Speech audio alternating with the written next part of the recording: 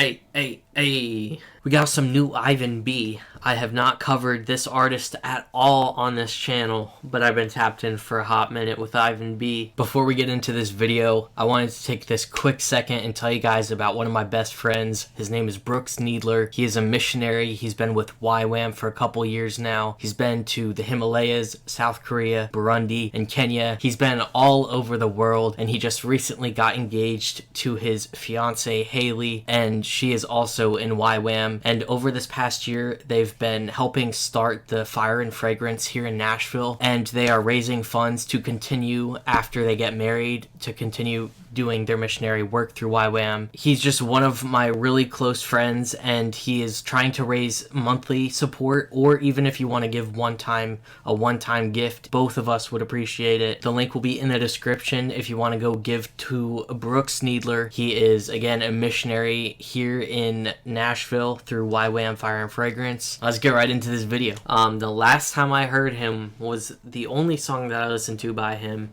which was Forgive Me for My Honesty. I fell in love with that song when I first heard it. That was back kind of in my NF days, and I think he kind of gets lumped in with that kind of vibe.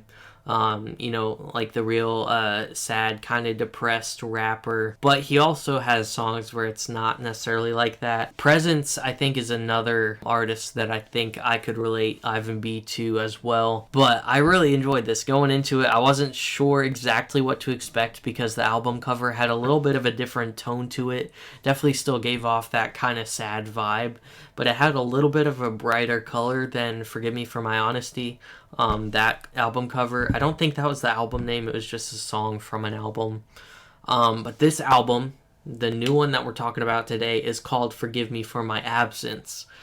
And I like the kind of concept that he has kind of been doing throughout his music career. Forgive me for my blank. Forgive Me for My Absence, definitely a really good listen, a really solid listen. I am the only person to rate this on Music Board so far, and I'll tell you guys my overall rating at the end.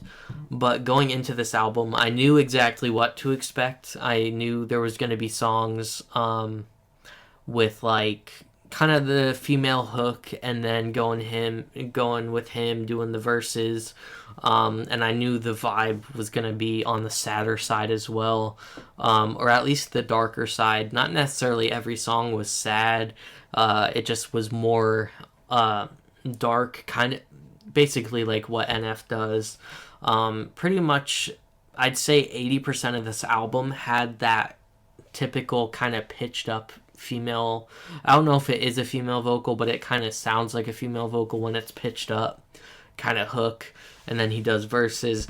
But the only different thing that I heard in this album was there were definitely a few songs on here, like Back in the Bag, the closing song, and then there was another one that was like super hype, and it was like a whole different side of Ivan B than I've heard before. Definitely like that braggadocious kind of, very like just heavy hitting, upbeat, something you could add to your like workout playlist or something. So I really enjoyed that part. My personal favorite like sad song on this project was Black. The hook is really good, and I feel like just the overall tone of that song was really nice, as well as Forgive Me for My Absence. And then there was one feature on here. His name is Valius. He's a producer. He is a king of the YouTube type beats producer. But he also does features as well. So he was on here on Mess Me Up. I really enjoyed that one.